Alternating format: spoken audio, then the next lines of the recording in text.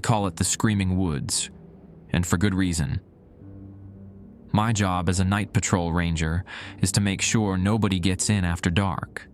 But sometimes, I think it's more about making sure nothing gets out.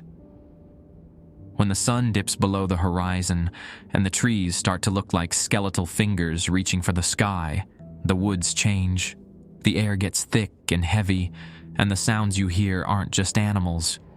You hear whispers that sound like your name, faint screams that get cut short, and the snapping of twigs just behind you, even when you're standing still. The old-timers say the woods have a long memory, and sometimes you can hear it screaming. My name is Connor Hartwell, and I never planned on ending up in Thurmont, Maryland. 3 years ago, I was living in Baltimore, working construction, until a scaffold accident left me with a bum knee and workers' comp that barely covered rent. My cousin Derek mentioned this ranger position through a buddy at the Department of Natural Resources. "Easy money," he said. "Just walk around some trees at night. Make sure kids aren't having bonfires." The pay was decent, $18 an hour to patrol 2,400 acres of state preserve from sunset to sunrise. Better than stocking shelves at the Walmart off Route 15.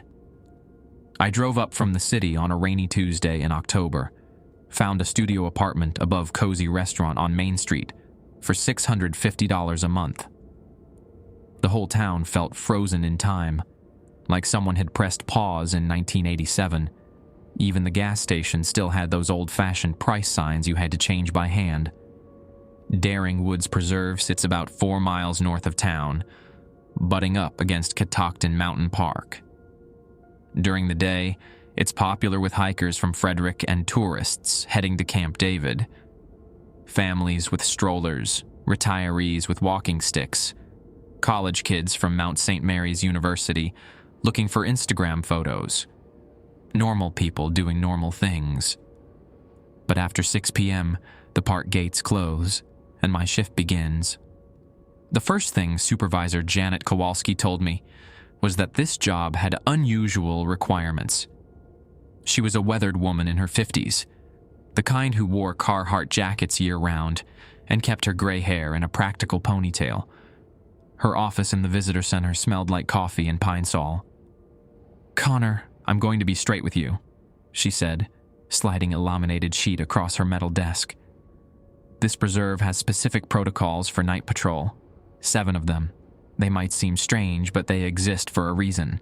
Follow them exactly, and you'll have no trouble." I picked up the sheet. The rules were typed in Arial font, like someone had printed them off a Word document. The paper felt worn, like it had been handled by many hands.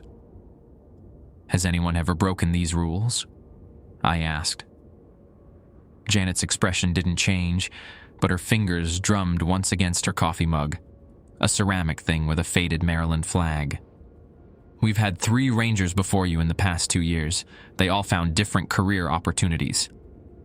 She didn't elaborate, and something in her tone suggested I shouldn't ask.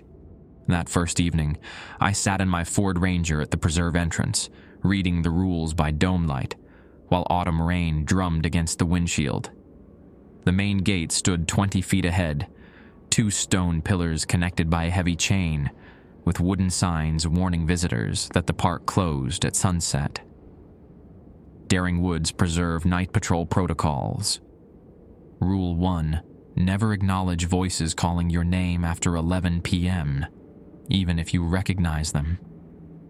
Rule 2. If you encounter hikers after park closure, escort them to the main gate immediately. Do not engage in conversation beyond basic directions. Rule 3.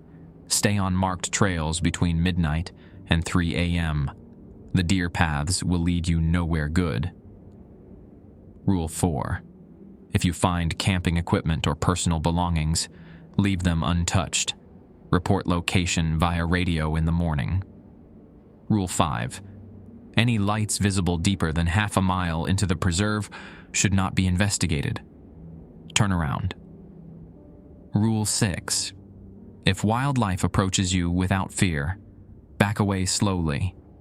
Do not make eye contact. Rule 7. Always return to your vehicle before sunrise. The morning shift will find you if you don't. I folded the paper and tucked it into my jacket pocket. The radio crackled. Dispatch checking in from the DNR office in Frederick. Preserve 7, this is base. You copy? This is Preserve 7. All clear here, Donna. I recognized the dispatcher's voice from orientation. Donna Kessler, been working dispatch for 12 years. Weather's supposed to clear around midnight. Stay warm out there. So before we go further into this story, I would like to inform the viewers that I now post 2 stories on alternate days. I hope you enjoy more frequent uploads. For our channel members, the second story is uploaded a few hours in advance. Click the join button to become a member. Also, if you'd like to share one of your stories or would like to be featured in a story, you can comment, or share the story on our own subreddit in the description. That's all. Now let's continue with the story. I grabbed my flashlight and stepped into the rain. My boots squelched through mud puddles as I unlocked the chain and drove through, then locked it again behind me. The preserve road stretched into darkness, flanked by towering oaks and maples that seemed to lean inward like curious giants. The visitor center sat a quarter-mile down the main trail, a modest building with restrooms, water fountains, and display cases full of pressed leaves and bird photographs. During orientation, Janet had shown me the ranger station in the basement, a cramped room with a space heater, folding chair, and logbook dating back to 1998. I parked beside the center and killed the engine. The rain had softened to a whisper, but fog was already creeping between the tree trunks. I checked my watch, 7:43 p.m., 10 hours until sunrise. The first few hours passed quietly. I walked the perimeter trails, checking gate latches and picking up scattered trash, energy bar wrappers, water bottles, a sock someone had apparently lost. Around 10 p.m., I radioed in my position and headed toward the interior loop trail. That's when I heard the laughter. It drifted from somewhere deeper in the woods, high and musical, like children playing hide and seek.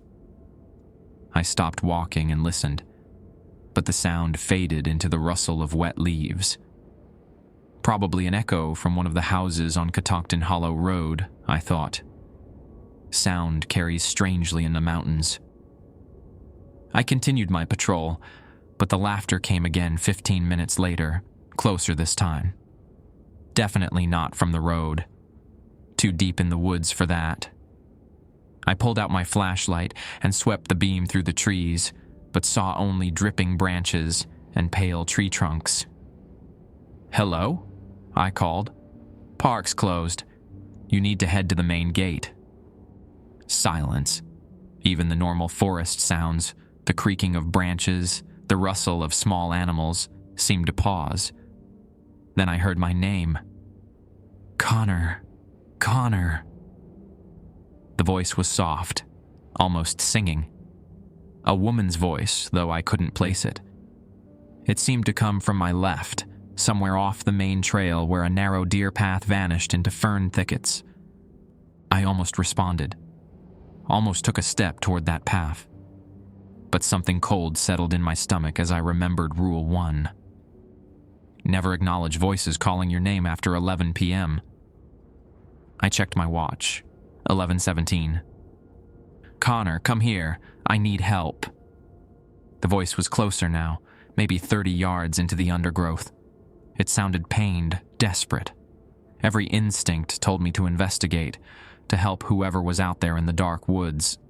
Instead, I turned and walked quickly back toward the visitor center, forcing myself not to look over my shoulder.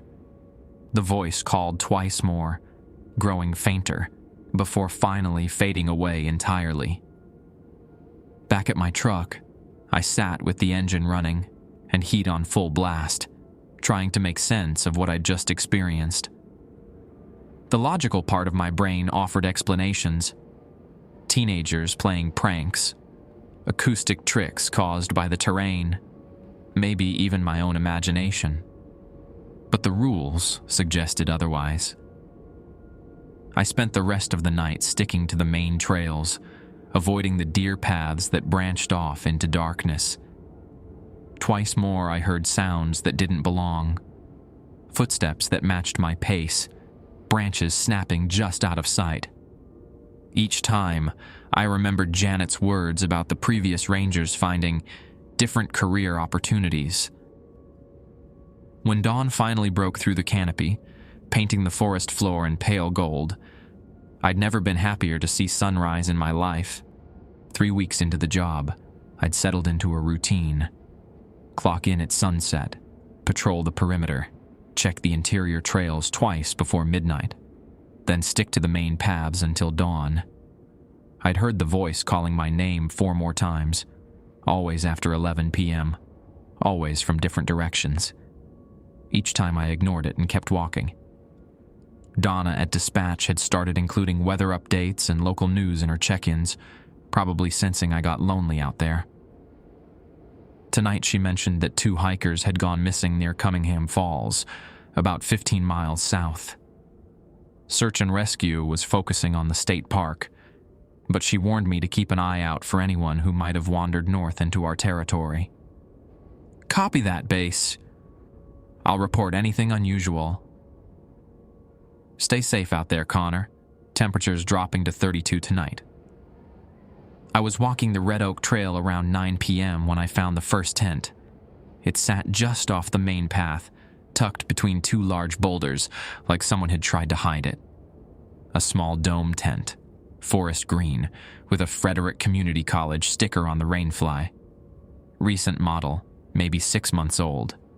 The zipper was partially open, revealing a glimpse of sleeping bag and camping gear inside. Rule 4 was clear. If you find camping equipment or personal belongings, leave them untouched. I photographed the location with my phone and marked the GPS coordinates in my notebook, planning to radio it in during my morning report. But as I turned to leave, I heard movement inside the tent. A soft rustling, like someone shifting in their sleep. "Hello?" I called. "Park's closed. You need to pack up and head to the main gate." The rustling stopped. I waited 30 seconds, then tried again. "Sir? Ma'am? I'm with the Park Service. You can't camp here overnight." Still nothing. But the tent definitely contained something, or someone. The fabric bulged slightly, as if pressed from within. This seemed like a Rule 2 situation. Hikers, after park closure. I was supposed to escort them out immediately. No conversation beyond basic directions. But what if they were injured? What if they were the missing hikers from Cunningham Falls? I approached the tent entrance, flashlight ready. "I'm going to open the tent, okay? Just want to make sure you're all right." I grasped the zipper pull and slowly drew it down. The tent was empty. Not just empty, completely empty. No sleeping bag, no camping gear, nothing but bare tent floor and the musty smell of damp nylon. But I'd clearly seen equipment through the partially open zipper just minutes before. I backed away from the tent, then walked a complete circle around it, checking for other occupants or hidden entrances. Nothing. The tent sat exactly where I'd found it, but now it looked deflated, abandoned. My radio crackled. "Preserve 7, this is base. Everything okay? You missed your 9:30 check-in."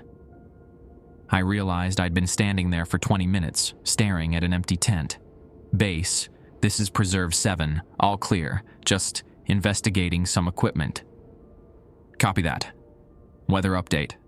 Fog rolling in from the west. Visibility might drop." As if on cue, wisps of mist began threading through the trees. I photographed the empty tent, updated my notes, and continued patrol. But something felt wrong about the whole situation. The tent had contained gear, I was certain of it. Sleeping bags, backpacks, maybe even people. Now it sat hollow as a shed snakeskin. Around 10:45 p.m., I found the second tent. This one was pitched near Cascade Falls, about half a mile from the first location. Same model, same color, same Frederick Community College sticker. Except this tent was fully zipped closed and looked occupied. I could see the outline of bodies inside, 2 people lying side by side. "Park's closed," I announced, louder this time. "You need to break camp and leave immediately." No response.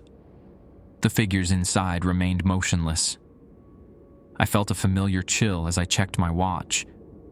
10:47 p.m. 13 minutes until Rule 1 kicked in, until I'd have to ignore any voices calling my name. But these weren't voices. These were actual people who needed to be escorted out. I approached the tent entrance and knocked on the aluminum frame. "Hello? Can you hear me?" One of the figures sat up inside the tent, a shadow against the thin fabric. Then it turned toward me, and I saw the outline of its head in profile. The head was wrong. Not wrong in any way I could describe exactly, but the proportions seemed off. The skull too elongated, the neck too thick. As I watched, it tilted at an angle that made my stomach lurch. "We're sleeping," came a voice from inside. A man's voice, but flat and emotionless. "Go away." "Sir, this is a state preserve. Camping isn't allowed. I need to escort you to the main gate." "We're sleeping," the voice repeated, identical inflection, like a recording being played back. The second figure sat up then, and its silhouette was even worse. The head seemed too small for the body, perched on shoulders that hunched forward like a vulture's. When it spoke, the voice was exactly the same as the first. "We're sleeping. Go away." Every instinct screamed at me to run, but I forced myself to remain professional. These might be the missing hikers from Cunningham Falls. They could be hypothermic, delirious, in need of medical attention. "I'm going to call for backup," I said, reaching for my radio. Both figures moved at once, rising to their feet inside the tent. The fabric stretched and distorted around their shapes, revealing silhouettes that looked increasingly less human with each passing second. Their heads rolled on their necks like loose bowling balls. "We're sleeping," they said in unison. "Go away." I backed away from the tent, keeping my flashlight trained on it. The fog was thicker now, reducing visibility to maybe 20 feet. In that gray murk, the tent looked like a tomb. My watch read 11:03 p.m. As if triggered by the time, a new voice drifted through the mist. My name, called softly from somewhere behind me. Then another voice, this one from my left. A third voice joined in from the right, all calling Connor in different tones and cadences. Rule 1. Never acknowledge voices after 11 p.m. But what about the things in the tent? They weren't calling my name. They were just sitting there, hunched and wrong, waiting. I made a decision that probably saved my life. I turned around and walked quickly toward the visitor center, leaving the tent and its occupants behind. The voices calling my name followed me for a while, growing louder and more insistent, but eventually they faded into the fog. When I reached my truck, I sat with the engine running and tried to process what I'd experienced. 2 identical tents, both connected somehow to the missing hikers. The first one had been full, then empty. The second contained things that might once have been human, but weren't anymore. I didn't radio in either location that night. 2 nights later, I learned why Rule 3 existed. The evening started normally enough. I'd driven past both tent locations. They were gone now, vanished as completely as if they'd never existed. No trace in the soil, no compressed grass, nothing. I'd started carrying a small digital camera in addition to my phone, documenting everything I encountered. The photos might prove useful if anyone ever questioned my reports. Around 11:30 p.m., I was walking the Maple Ridge Trail when I noticed something odd about the forest floor. What I'd initially mistaken for fallen branches were actually deer paths, narrow tracks worn smooth by countless hooves over the years. They branched off from the main trail like capillaries, disappearing into the undergrowth in every direction. I'd walked this same route dozens of times, but had never really noticed how extensive the path network was. In the darkness, with fog drifting between the trees, they looked almost inviting, like shortcuts through the dense woodland. My radio buzzed. "Preserve 7 base here. How's the night treating you?" "Quiet so far, Donna. Fog's pretty thick, though." "Copy that. Frederick County Sheriff's Office called about an hour ago. Still no sign of those missing hikers. They're expanding the search area tomorrow." After signing off, I continued north toward the preserve boundary. My watch read 11:47 p.m., 13 minutes until the dangerous window opened. Rule 3 was specific. Stay on marked trails between midnight and 3 a.m. The deer paths will lead you nowhere good. At 11:59, I stopped walking and waited. I wanted to see what happened at the stroke of midnight, if anything changed in the woods around me. The transition was subtle but unmistakable. As my watch ticked over to 12 a.m., the deer paths seemed to shift. Not physically, they remained exactly where they'd always been. But somehow they looked more defined, more purposeful, like roads that had been waiting for traffic. And I heard footsteps, not human footsteps. These had a different rhythm, a 4-beat pattern that suggested hooves on soil. They came from multiple directions, growing louder as whatever was making them converged on the main trail. I clicked on my flashlight and swept it through the forest. Nothing visible, but the footsteps continued, circling just beyond the beam's reach. Occasionally, I caught glimpses of movement, flashes of brown hide, the gleam of dark eyes, shapes that seemed too large to be ordinary deer. One of the deer paths, barely 3 feet from where I stood, began to glow. Not with any external light source, but with a pale phosphorescence that seemed to emanate from the packed earth itself. The glow pulsed gently, like a heartbeat, and I found myself taking a step toward it without conscious decision. The path looked so convenient, so much more direct than the winding main trail. It would cut my patrol time in half, get me back to the visitor center faster. What harm could there be in following a simple deer path? I caught myself just as my boot touched the glowing earth. Rule 3: stay on marked trails. The deer paths will lead you nowhere good. I jerked my foot back and forced myself to continue north on the Maple Ridge Trail, even though the deer path beckoned like a lighted runway. Behind me, I heard something that sounded almost like disappointment, a low, rumbling sigh that seemed to come from the forest itself. The glowing path faded, but others began to light up as I walked.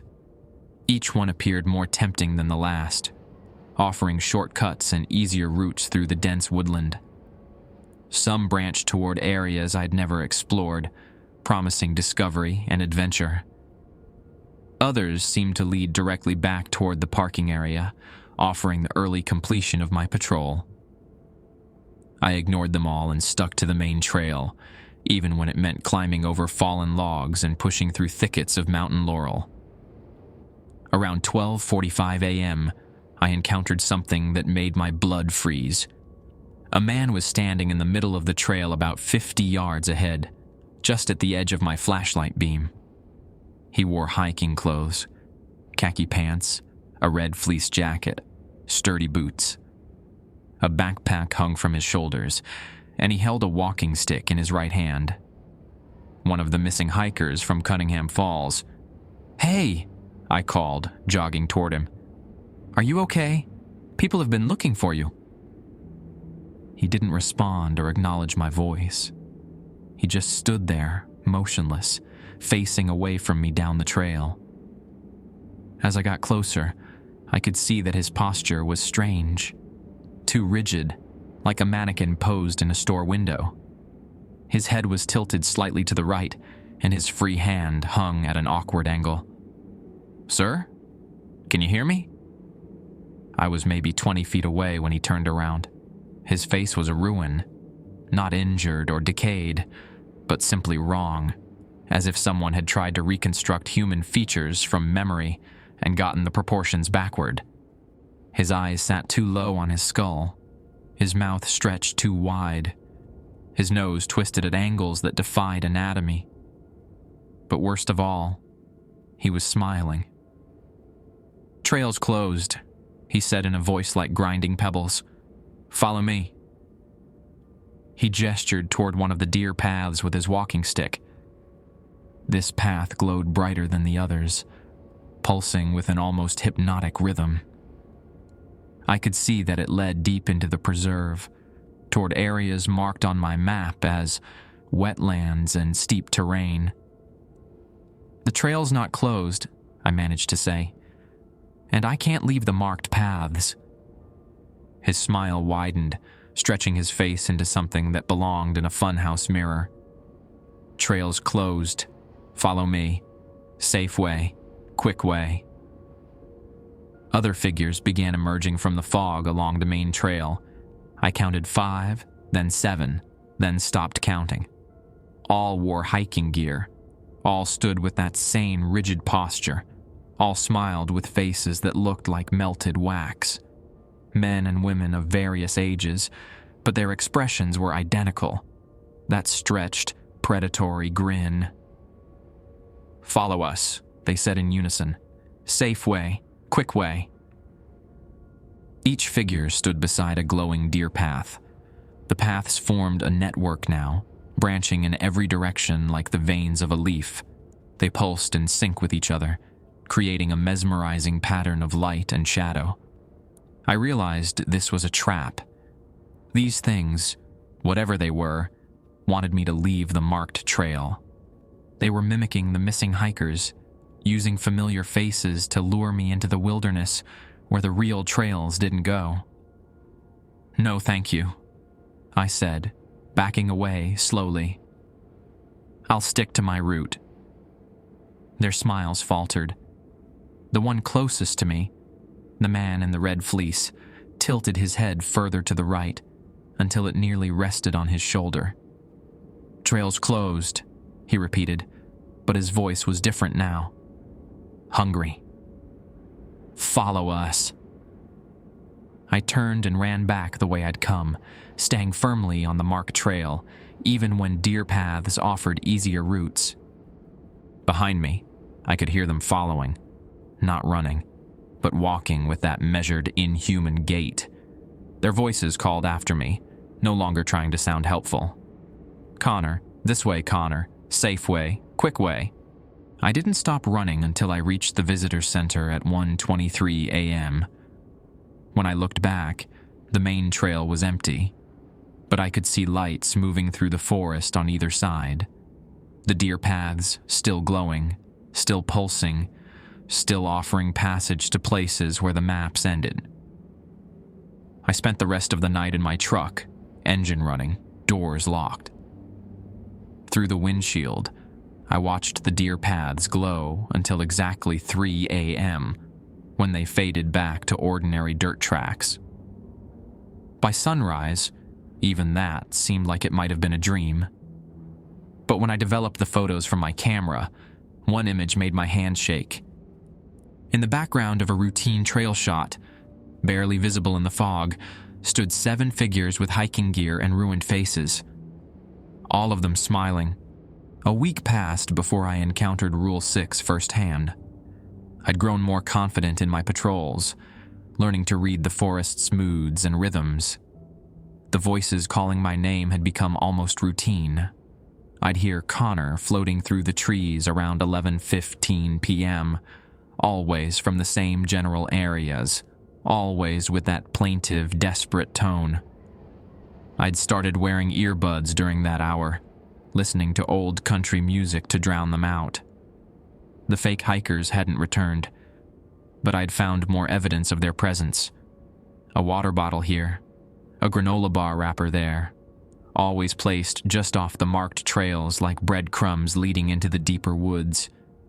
I photographed each item but never touched them, following Rule 4 to the letter. Thursday night brought the first snowfall of winter. Just a light dusting, but enough to muffle sounds and make my flashlight beam seem brighter against the white dusted trees. I was walking the Hemlock Loop around 10 p.m. when I noticed the raccoon. It sat directly in the middle of the trail, maybe 15 feet ahead, watching me with those distinctive masked features. Normal behavior would have been to scurry away the moment my light hit it.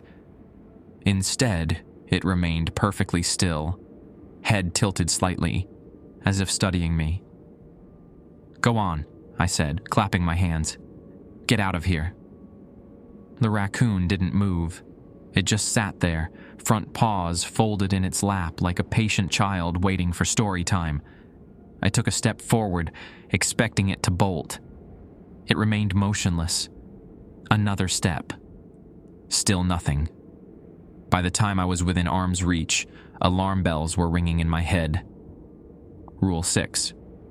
If wildlife approaches you without fear, back away slowly. Do not make eye contact. The raccoon wasn't approaching me. I was approaching it. But the complete lack of fear was exactly what the rule warned against. I stopped walking and looked more closely at the animal. Its eyes were wrong. Not the bright, alert eyes of a healthy raccoon, but something flat and dull, like painted glass. Its breathing seemed too regular, too measured. And when I shifted my weight, its head moved to track the motion with mechanical precision. I took a slow step backward, keeping my flashlight aimed at the ground.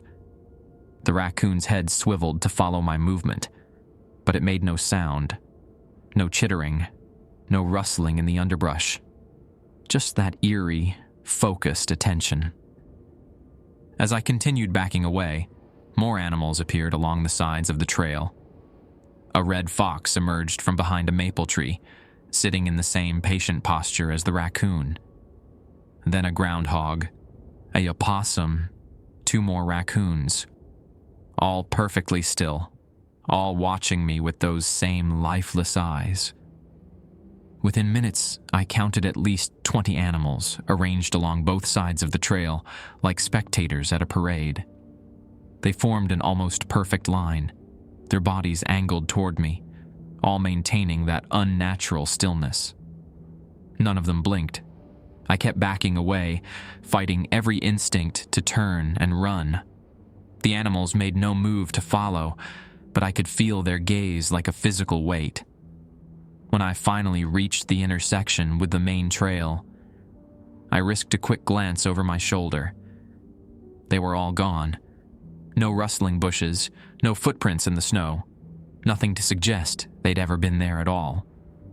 The trail stretched empty in both directions, looking perfectly normal under my flashlight beam. My radio crackled. "Preserve 7, this is base. Everything all right? You sound out of breath?" I hadn't realized I was breathing heavily. "Base, this is 7. Just encountered some wildlife. All good here." "Copy that. Weather service is calling for heavier snow after midnight. Might want to stick to the main trails tonight." If she only knew, I thought. I spent the next hour walking the perimeter, checking my watch obsessively. The animal encounter had shaken me more than the fake hikers or the glowing deer paths. Those things were obviously supernatural, clearly dangerous. But animals were supposed to be natural, predictable. Seeing them behave like programmed robots violated something fundamental about how the world was supposed to work. Around 11:30 p.m., I was heading back toward the visitor center when I saw the lights. They flickered through the trees about half a mile ahead, deeper in the preserve than any of the marked trails went. Warm, yellow lights like campfire flames, but too steady and too numerous for any natural fire. Rule 5 was explicit.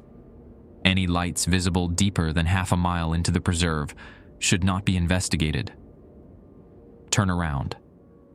But curiosity is a powerful thing, especially when you're alone in the dark, with questions piling up like snowflakes.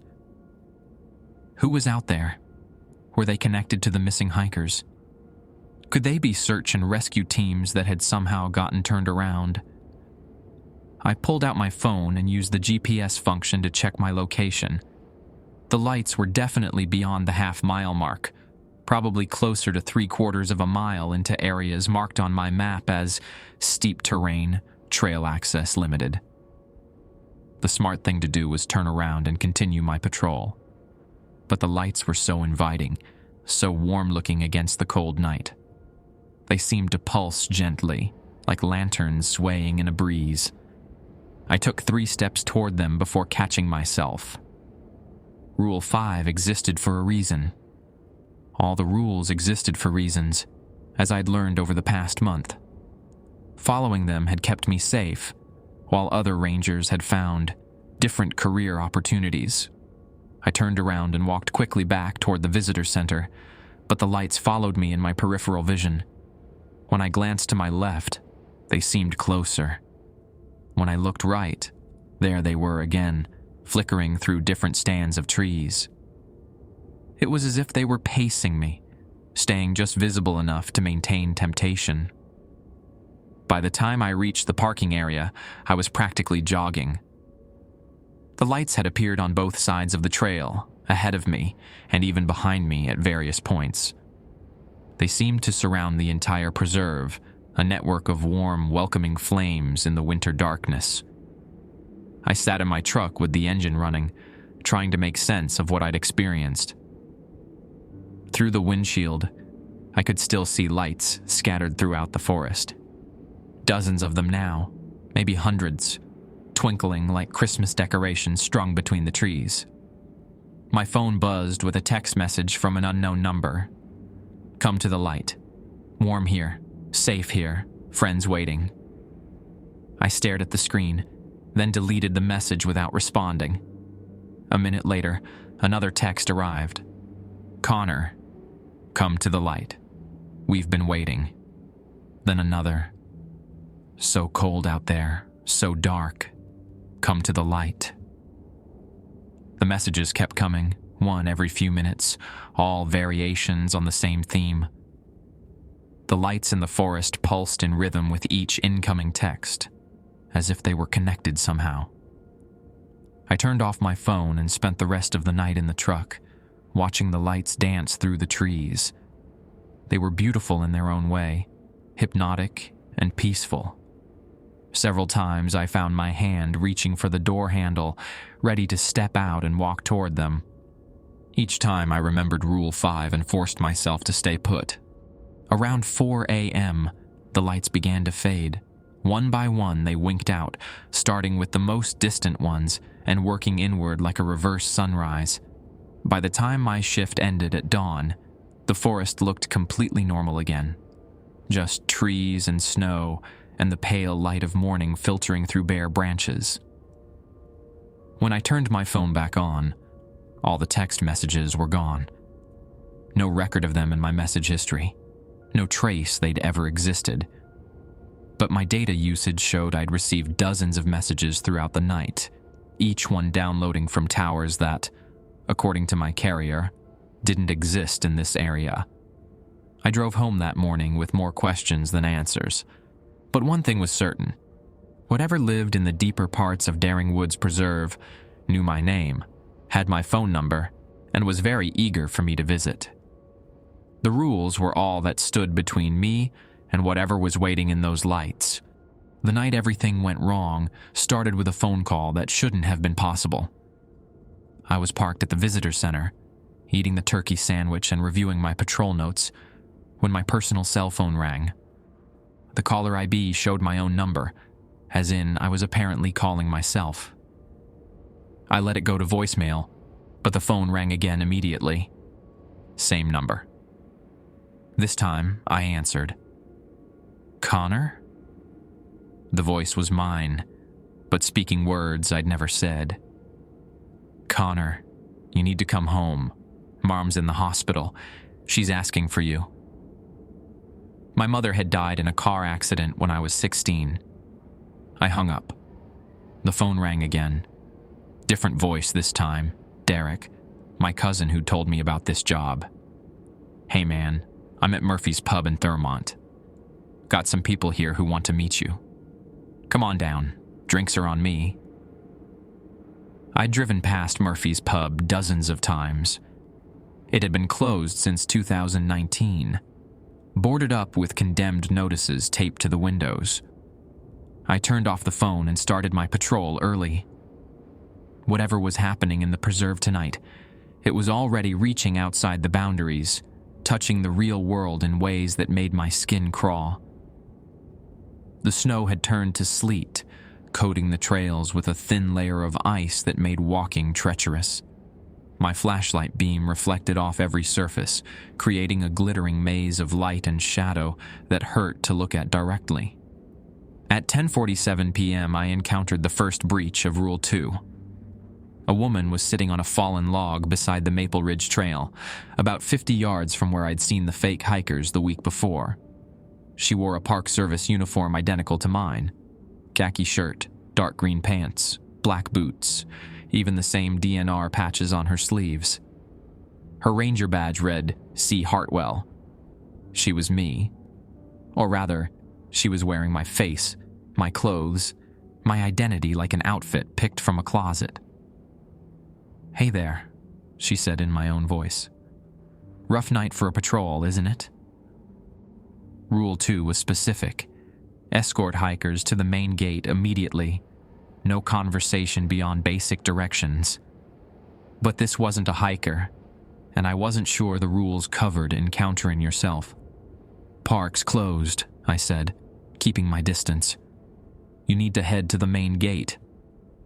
She laughed, and it was exactly how I sounded when I found something genuinely amusing. "Come on, Connor. Don't you recognize your own replacement? Janet hired me yesterday. Starting tonight, we're working together. Buddy system." Janet didn't mention any changes to my schedule. "Check your radio. She tried to call you an hour ago." I keyed my radio. "Base, this is Preserve 7. Did you try to contact me earlier?" Static. Then Donna's voice, but distorted, like she was speaking through water. "Connor, where are you? We've been trying to reach you for hours. There's been an accident. You need to come in immediately." "What kind of accident?" More static. When the transmission cleared, the voice was different. Janet's voice now. "Connor, we found the missing hikers. They're in the hospital. They keep asking for the ranger who saved them. They say you led them out of the woods. I've never seen the missing hikers. I've never led anyone out of these woods." "Base, can you repeat that?" "You're breaking up." The other Connor stood up from the log, brushing ice crystals off her uniform. "Radio reception's terrible out here. Why don't we head back together? I can fill you in on the new procedures." She started walking toward the visitor center, and something about her movement made my stomach turn. The gate was almost right, almost exactly how I walked. But the rhythm was slightly off, like someone doing an impression they'd practiced but hadn't quite perfected. I stayed where I was. "I need to finish my patrol route." She stopped and turned around. In the flashlight beam, her face was a perfect mirror of my own. Same stubble pattern, same scar on my chin from a childhood fall, same brown eyes. But when she smiled, there were too many teeth in that familiar mouth. "Connor," she said, and her voice carried undertones I'd never heard before, harmonics that didn't belong in any human throat. "Don't make this harder than it needs to be. Come with me now." I backed away, keeping my light trained on her. I'm staying on my route. Her expression didn't change, but her head began to tilt to the right, further than any neck should bend. The sound of vertebrae separating was like branches breaking in the wind. "Connor," she repeated, and now there were other voices layered underneath mine. "Connor, Connor, Connor." The voices multiplied, echoing from different directions in the forest. My name was being called from everywhere at once, ahead of me, behind me, from both sides of the trail. Dozens of voices, all using my own vocal cords, all speaking in perfect unison. I ran. The icy trail was treacherous, but terror gave me sure footing. Behind me, I could hear footsteps, not just one set, but many. The other Connor had been joined by others, all moving with that same almost right gait, all calling my name in my own voice. At the intersection with the Red Oak Trail, I had a choice. Continue toward the visitor center and risk leading them to my truck, or circle back through the interior trails and try to lose them in the deeper woods. I chose the interior route, immediately regretting it as I remembered Rule 3. It was 11:23 p.m., 37 minutes until the deer paths became active. But the voices were getting closer, and I needed distance more than I needed perfect rule adherence. The Hemlock Loop was a nightmare of ice-covered rocks and fallen branches. Twice I nearly fell, catching myself on tree trunks that left splinters in my palms. The voices followed, never seeming to get closer but never fading either. A chorus of my own name echoing through the winter forest. Around midnight, the deer paths began to glow. This time, they were different. Instead of the gentle phosphorescence I'd seen before, they pulsed with harsh white light, like searchlights sweeping through the underbrush. Each pulse synchronized with the voices calling my name, creating a strobe effect that made navigation nearly impossible. Connor, flash, Connor, flash, Connor, flash. The fake rangers had stopped calling my name. Now I could hear them moving through the forest parallel to my position, their footsteps crunching through ice and snow. They weren't running anymore. They didn't need to. The pulsing lights were herding me towards something, forcing me away from the marked trails and deeper into the preserve. I realized I was approaching the half-mile boundary, the area where Rule 5 prohibited investigation. But I wasn't investigating. I was being driven there by forces beyond my control. The deer paths formed a funnel now, all converging toward a central point where the warm yellow lights I'd seen 2 nights earlier waited in a clearing I'd never seen before. The lights were brighter now, more numerous, and as I watched, they began to rise from the ground and hover at eye level like floating lanterns. Each light contained a face. The missing hikers from Cunningham Falls, their features distorted but recognizable from the photos I'd seen on the news. My mother, looking exactly as she had the day she died. Derek, Janet, Donner from Dispatch, even the previous rangers who'd worked this job before finding different career opportunities. All of them smiled and beckoned for me to approach. "Connor," they said in unison, their voices layering over each other like a choir. "We've been waiting. Come home. Come to the light." I checked my watch. 2:47 a.m. 13 minutes until the danger window closed, until the deer paths stopped glowing and I could find my way back to marked trails. But the fake rangers were moving closer, forming a semicircle that would soon cut off my retreat. I could hear them now, multiple sets of footsteps converging on my position.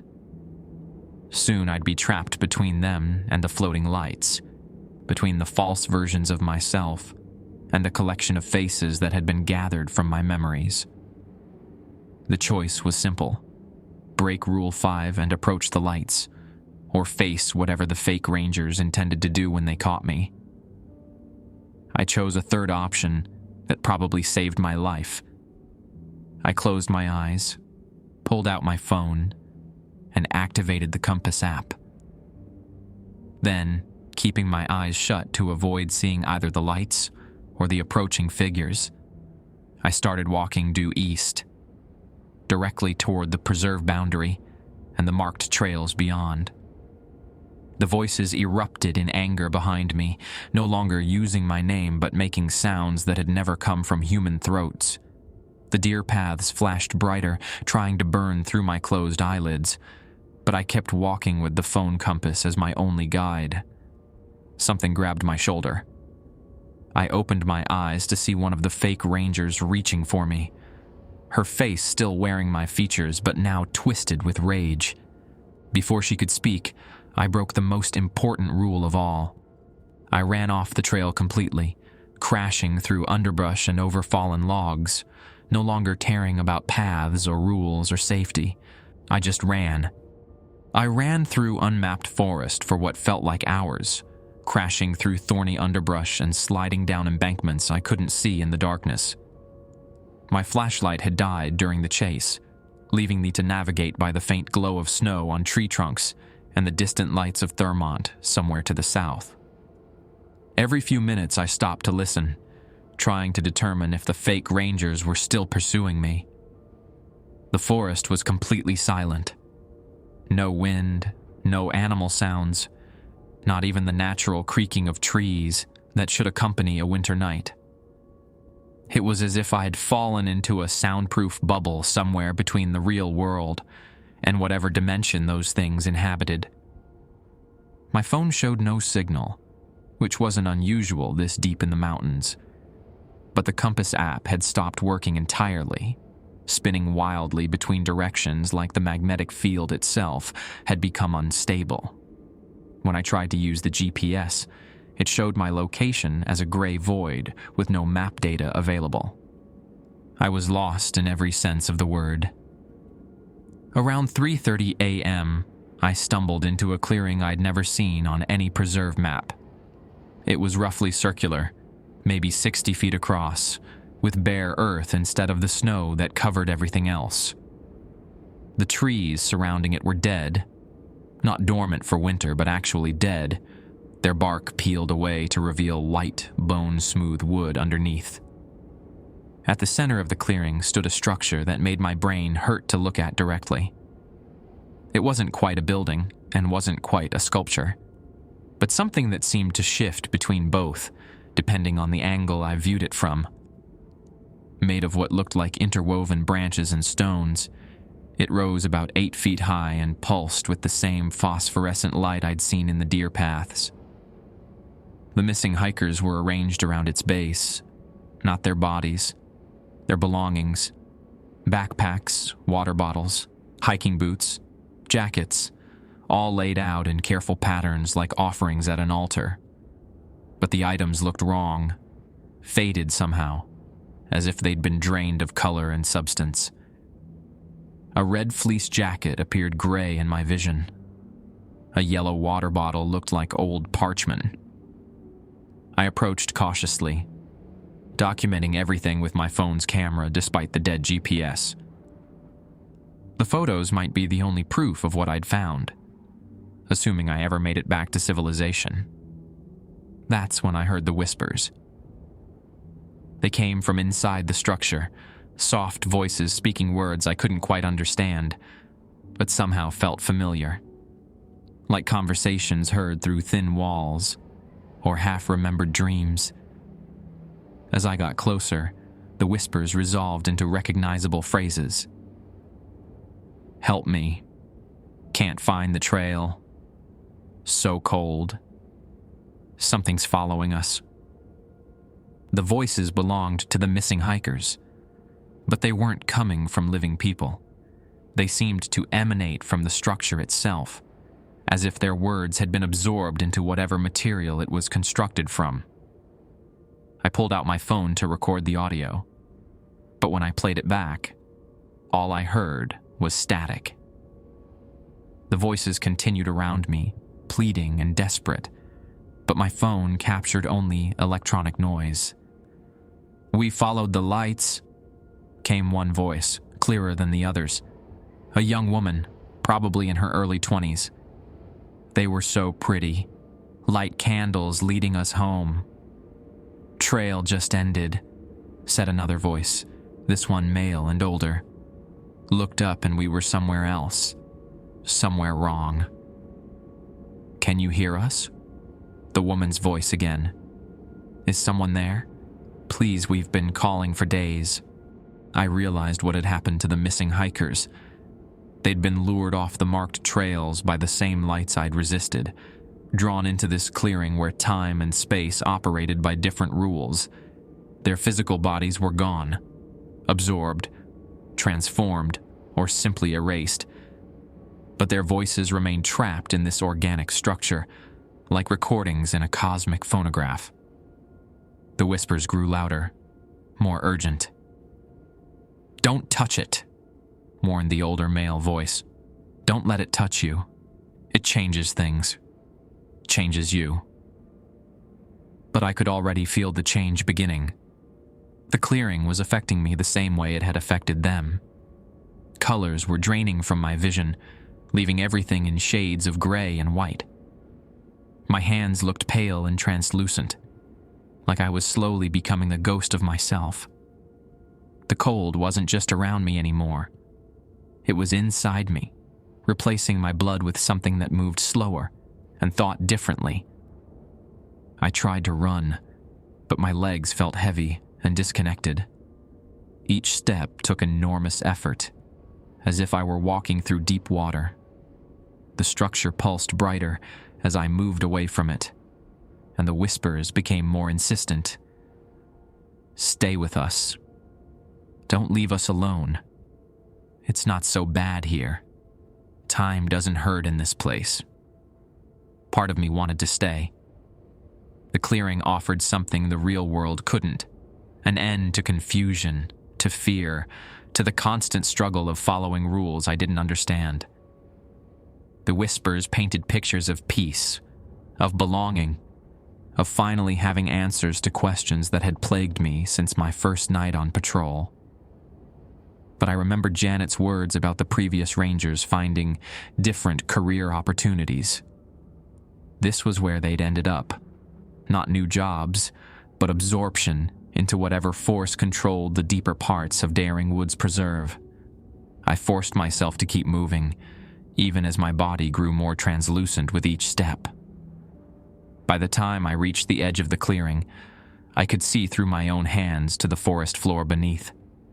The voices called after me, pleading and desperate, but I didn't look back. The moment I crossed the boundary between bare earth and snow-covered ground, sensation returned to my body like blood flow after a tourniquet is removed. Color flooded back into my vision, and my hands solidified until they looked normal again. But I could still hear the whispers behind me, fainter now, but persistent. I checked my phone. 4:23 a.m. Dawn was maybe 90 minutes away, and I had no idea which direction would lead me back to marked trails. My compass was still spinning wildly, and the GPS showed only that gray void. Then I noticed the footprints in the snow. My own footprints, from when I'd first entered the clearing. They led back through the forest like a breadcrumb trail, showing me the path I'd taken in my panicked flight from the fake rangers. Following them backward should eventually bring me to the Hemlock Loop, and from there I could find my way to the visitor center. The return journey took 45 minutes of careful navigation through dense undergrowth. Several times I lost the trail and had to backtrack, but the footprints never lied. They led me through thickets and over fallen logs, past familiar landmarks that gradually oriented me within the preserve's geography. When I finally emerged onto the Hemlock Loop, the eastern sky was beginning to show the first hints of dawn. My watch read 5:47 a.m., about 40 minutes until sunrise, plenty of time to reach my truck and complete Rule 7. But something was wrong with the trail itself. The packed earth looked different, newer somehow, as if it had been recently laid down over older pathways. In several places, I could see the edges where fresh dirt had been used to cover what looked like the remains of other trails, older routes that had been deliberately obscured. I followed the trail back toward the visitor center, but it didn't lead where I expected. Instead of the familiar parking area, I found myself approaching a different building, older, constructed of weathered stone instead of modern materials. A sign beside the door read, "Daring Woods Research Station, established 1952. This building wasn't on any map I'd seen. According to my orientation materials, the preserve had been established in 1987 as a state park, with the visitor center built the same year. But this structure predated that by decades, and it looked like it had been here much longer. The door was unlocked. Inside, I found files, equipment, and photographs that told a story Janet had never mentioned during my training. The research station had been operated by the University of Maryland's anthropology department for 35 years, studying what the documents referred to as anomalous folklore manifestations in the Catoctin Mountain region. The photos showed the same clearing I'd just escaped, taken over multiple decades.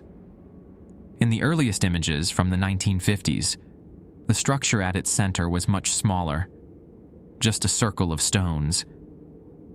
But it had grown over the years, fed by what the researchers called narrative energy, from people who became lost in the preserve. The final report, dated October 1987, recommended that the research station be closed and the preserve converted to recreational use. The entity has become too active, it concluded. Standard containment protocols are no longer sufficient. Recommend implementation of behavioral guidelines for civilian access. The rules. The 7 protocols that governed my job weren't just safety measures. They were containment procedures, designed to keep whatever lived in the deeper woods from growing stronger. And I'd just broken every single one of them. I spent 20 minutes in the research station, photographing documents and trying to understand what I'd unleashed. The files painted a clear picture. The entity in the preserve fed on broken rules, violated boundaries, and human narrative energy. Each person who broke the protocols didn't just risk their own safety. They strengthened whatever lived in the deeper woods. My watch read 6:15 a.m. when I finally left the building. Sunrise was maybe 30 minutes away, and I still needed to reach my truck to satisfy Rule 7. But when I stepped outside, the forest had changed again. The hemlock loop was gone. In its place, a completely different trail stretched away from the research station, wider than any path I'd seen in the preserve, paved with flat stones that gleamed wetly in the pre-dawn light. It led straight through the forest toward what should have been the visitor center, but the trees on either side weren't right. They were too tall, too perfectly spaced, and their branches formed elaborate archways overhead like a cathedral nave. I had no choice but to follow it. Getting lost again would mean missing sunrise, and Rule 7 was the only protocol I hadn't completely shattered. The stone path felt solid under my boots, but it seemed to extend itself as I walked. Every few steps, new stones would materialize ahead of me, while the ones behind dissolved into mist. I was walking on a road that existed only in the present moment, neither coming from anywhere nor leading to any fixed destination.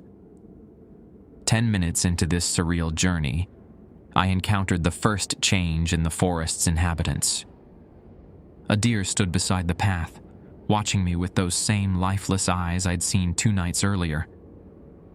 But this deer was different, larger than normal, with antlers that branched and rebranched until they resembled bare trees. Its hide was translucent, showing the slow pulse of dark veins underneath. It didn't move as I passed, but I felt its attention like a physical weight. More animals appeared along the path as I continued. Raccoons with too many eyes, foxes whose faces shifted between canine and human features, groundhogs that stood upright on their hind legs like small, furry people. All of them watched me with that same patient interest, as if I were the most fascinating thing they'd ever seen. My radio crackled to life. Connor, Janet's voice, but distorted. "Connor, where are you? We've been looking for you all night." I keyed the handset. "Janet? I'm on my way back to the visitor center. Had some equipment issues." "Connor." The voice was clearer now, but something was wrong with the cadence. "You missed your check-ins. We're sending search and rescue." "Janet, what's my employee IB number?" Silence. Then, "Connor, come home. We're worried about you." The voice wasn't Janet's anymore. It was my mother's voice, the same one I'd heard on the phantom phone call hours earlier. I turned off the radio and kept walking.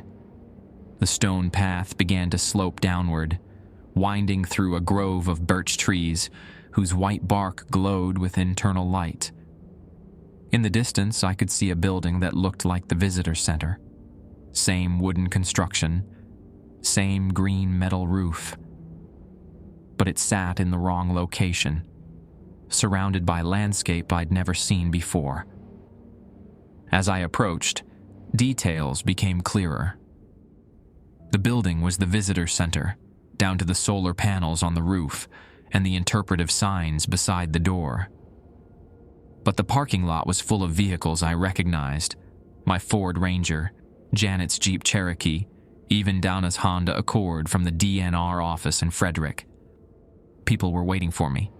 Janet stood beside my truck, wearing her usual Carhartt jacket and practical ponytail. Donna was there too, along with several other DNR employees I'd met during orientation. They all smiled and waved as I approached, looking perfectly normal in the growing morning light. "Connor," Janet called. "Thank God you're safe. We were so worried when you didn't respond to radio calls." I stopped 20 feet away from the group. "What day is it?" "Friday morning, November 18th, Janet replied without hesitation. "You've been missing since Thursday night. Search teams have been looking for you since midnight." That was wrong. According to my watch, it was still Thursday morning, just before sunrise. But the light filtering through the trees looked like full daylight, and everyone seemed relaxed, despite supposedly spending all night searching for me. "Connor," Donna said, taking a step toward me. "You look exhausted. Why don't you come sit in your truck? We'll get you some coffee and debrief what happened." I noticed that none of them cast shadows on the pavement. The morning sun was hitting them directly, but the asphalt beneath their feet remained uniformly bright. "Where exactly are we?" I asked.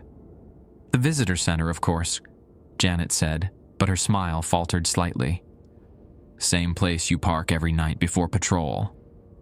"Show me the trail markers." "Connor, you're not making sense. You need rest, maybe medical attention. You've been in the woods all night." I pulled out my phone and opened the camera app. Through the screen, I could see the building, the parking lot, even the vehicles, but no people. The area appeared completely empty, as if I were having a conversation with ghosts. "Interesting technology," Janet said, and her voice now contained those same harmonic undertones I'd heard from the fake rangers.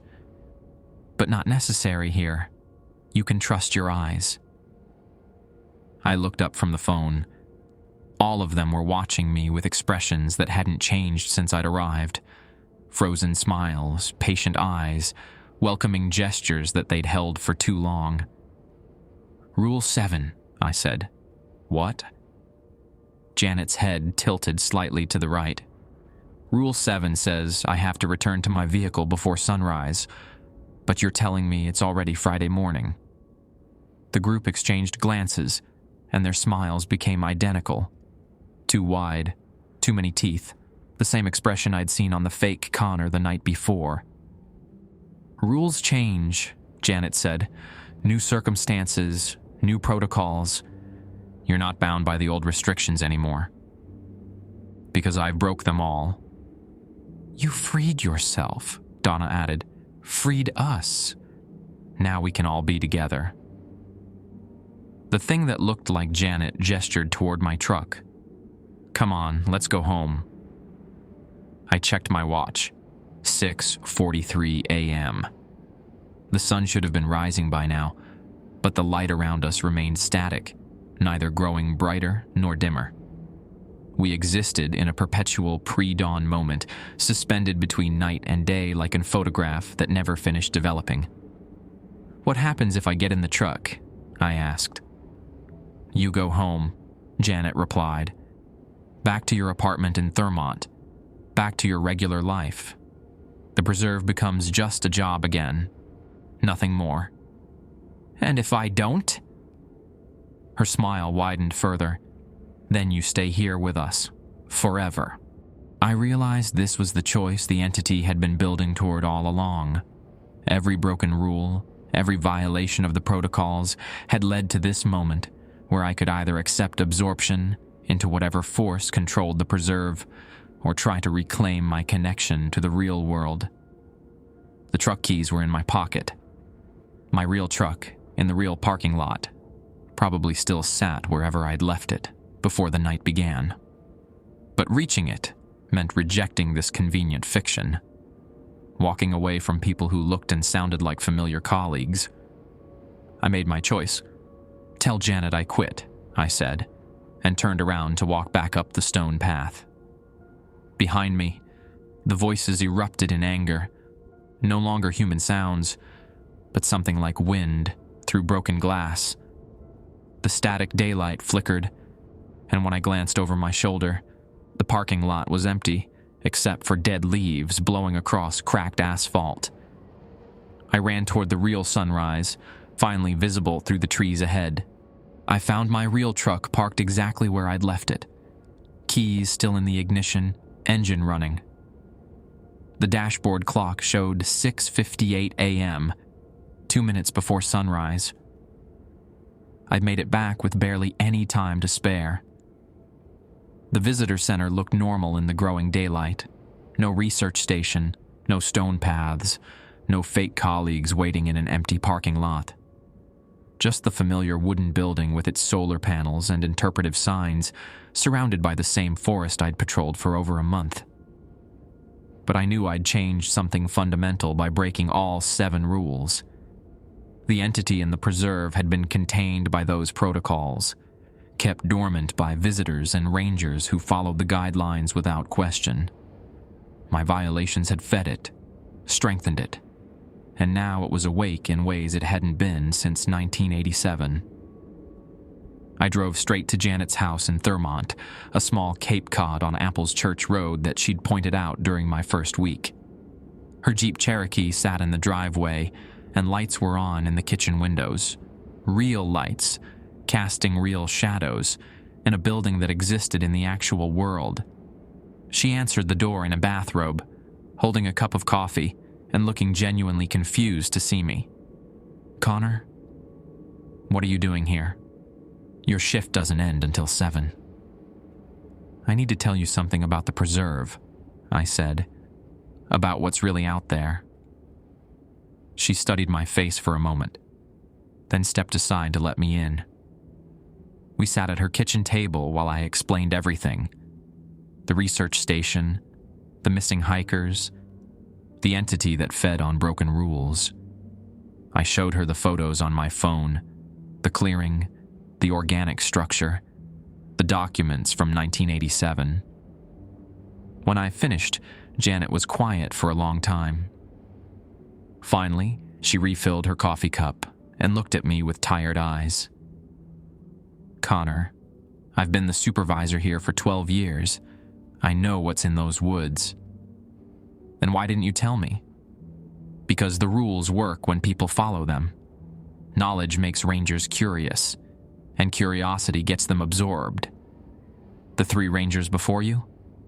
They started asking questions, investigating things they should have left alone. Each one broke more protocols than the last.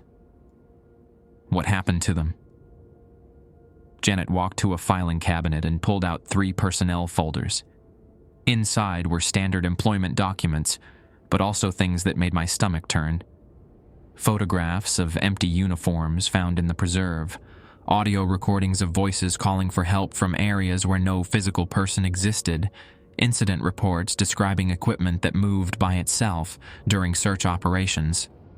"They're still out there," she said, "part of whatever grows in the deeper woods.